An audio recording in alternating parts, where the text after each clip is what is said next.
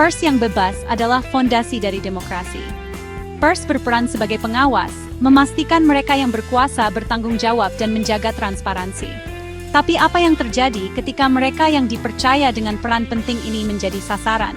Ketika jurnalis dibungkam oleh rasa takut, intimidasi, dan kekerasan, bukan hanya keselamatan mereka yang terancam, tetapi juga fondasi demokrasi kita.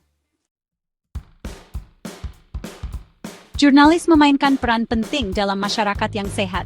Mereka membawakan kita berita, tanpa filter dan tanpa bias.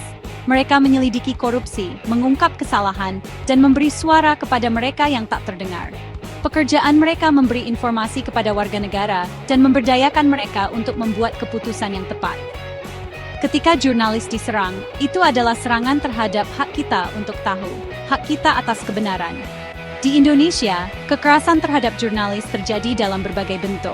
Serangan fisik, ancaman, intimidasi, pelecehan online, dan tuntutan hukum terlalu sering terjadi. Serangan ini meninggalkan luka mendalam, tidak hanya pada individu yang menjadi sasaran, tetapi juga pada profesi secara keseluruhan. Juwita, seorang jurnalis yang menyelidiki pembalakan liar, menghadapi ancaman dan intimidasi terus-menerus.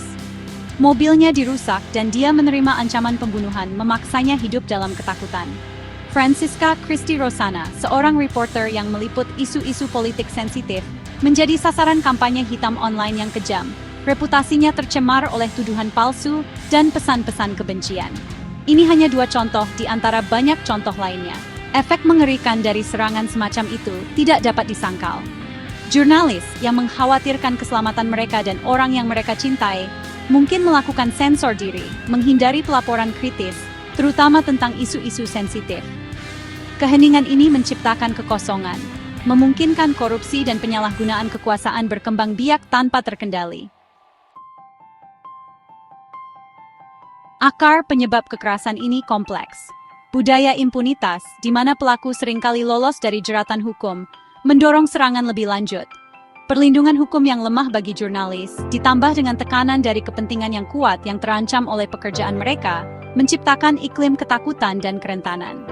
Konsekuensi dari kekerasan ini sangat luas. Ketika jurnalis dibungkam, arus informasi bebas terhambat.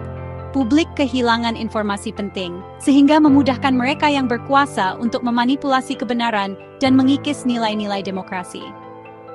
Kita harus bertindak sekarang untuk melindungi jurnalis dan menjaga hak kita untuk tahu. Memperkuat kerangka hukum, memastikan investigasi yang cepat dan adil atas semua serangan, dan mempromosikan budaya menghormati peran penting pers adalah langkah-langkah penting. Organisasi media harus memprioritaskan keselamatan dan keamanan jurnalis mereka, menyediakan pelatihan, sumber daya, dan dukungan yang diperlukan. Tetapi, ini bukan hanya tanggung jawab pemerintah dan organisasi media. Kita sebagai warga negara memiliki peran untuk dimainkan. Kita harus menuntut akuntabilitas, berbicara menentang serangan terhadap pers, dan mendukung organisasi yang bekerja untuk melindungi jurnalis. Mari kita berdiri bersama untuk memastikan bahwa suara kebenaran tidak pernah dibungkam. Demokrasi kita bergantung padanya.